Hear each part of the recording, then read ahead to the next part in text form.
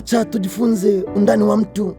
Mtu ukiitwa mtu, ndani mwako kuna nafsi mbili, roho wa Mungu na roho wa Shetani.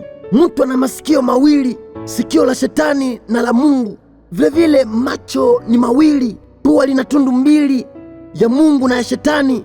Mdomo ni moja, lakini ndani ukifungua vizuri lina tundu mbili. Ya kwanza, tuanze na masikio. Sikio la Mungu linaposikia jambo fulani, iwe mbaya iwe nzuri, inatulia, ina transfer kwa Roho Mtakatifu iliyo ndani ya mtu.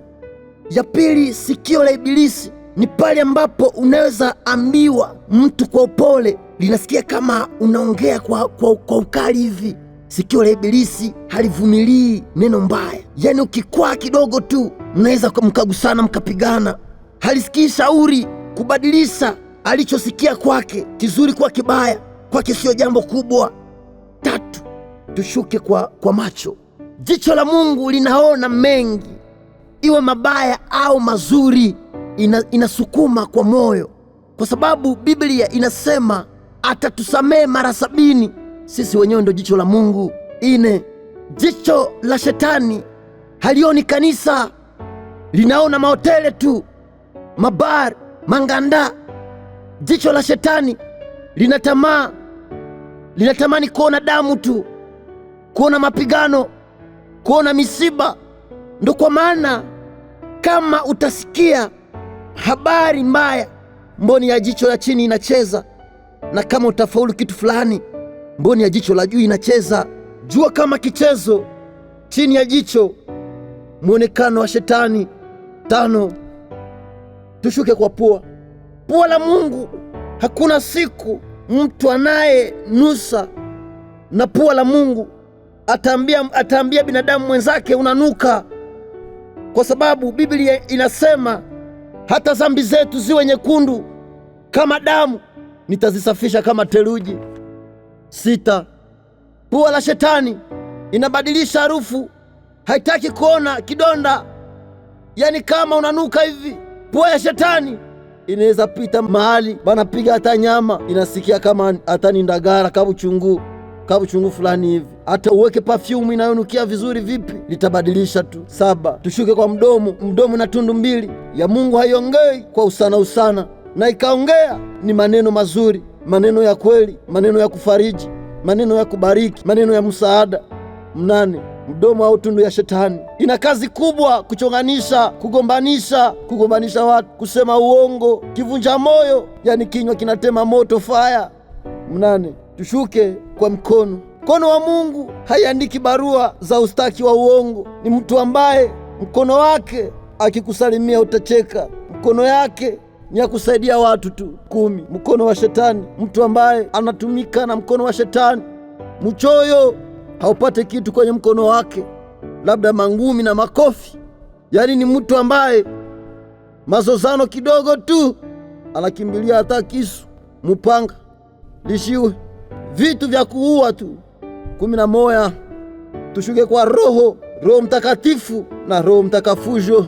Mtu ambaye ametumikisha Roho wa Mungu ni mtu ambaye anasamehe kila muda na kila wakati, kwa sababu Roho wa Mungu ni kubwa, inaweka wazuri, inasamehe wabaya na mabaya yao. 12, roho wa Shetani sasa, ukimkwaza kidogo hasamehe, atakufanyia tendo la kukuumiza, lakini anakuonesha kama yeye ndo ameumia. Undani tuliojifunza kwa kichwa: masikio inasikia ya mazuri kuwa mbaya, pua inanusa mazuri kuwa mabaya, macho vyote inasukuma kwa roho. Roho inajaa kitu. Hata Biblia inasema kile upandacho ndicho utavuna. Roho wa Shetani ni mchache sana. Ikijaa ubaya, chuki, inabomoka, inajionesha kwa matendo. Mtu alikuwa Mkristo, alishaka kuwa mchawi. Roho mubaya inazaa mauaji. Yaani ilianza kwa roho, mwisho inaonekana kwa matendo. Utakuwa mfuasi wa Shetani. Kuna kauli nasema, mtu ambaye hajalamba asali siku akilamba asali haachi. Biblia inasema, inashuhudia, tuliumbwa ili tujaze dunia. Kila aliyefanya tendo la mauaji ana shida na Mungu. Atafute wachungaji, aombewe msamaha. Mpendwa, vitu ambavyo tumejifunza, jiulize, unaongozwa na hivi vya Mungu au hivi vya Shetani? Kwa sababu utu ni roho mbili, wafalme fulani. Ndio kwa maana kuna watu ni warekonesa na warekonesante. Kama akifa sahihi, hawezi ona ufalme wa mbingu, kwa sababu anatii mfalme tofauti. Na kuna wale wanachanga vyote.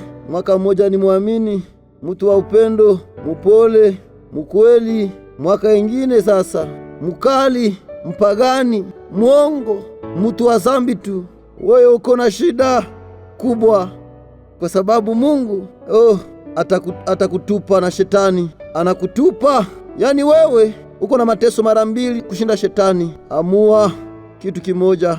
Kama kwa Shetani mabaya yakomaze kwenye moyo wako, zambi endelesha. Lakini ingekuwa heri tutafute ufalme wa Mungu, tuitazame njia ya dini, tuamini kwenye madhabahu fulani. Biblia inasema mtumishi ni mboni la jicho la Mungu. Kuna mitume tukiwaona maisha yao inafunguliwa, Mungu atakuwa ametuona kupitia mboni lake.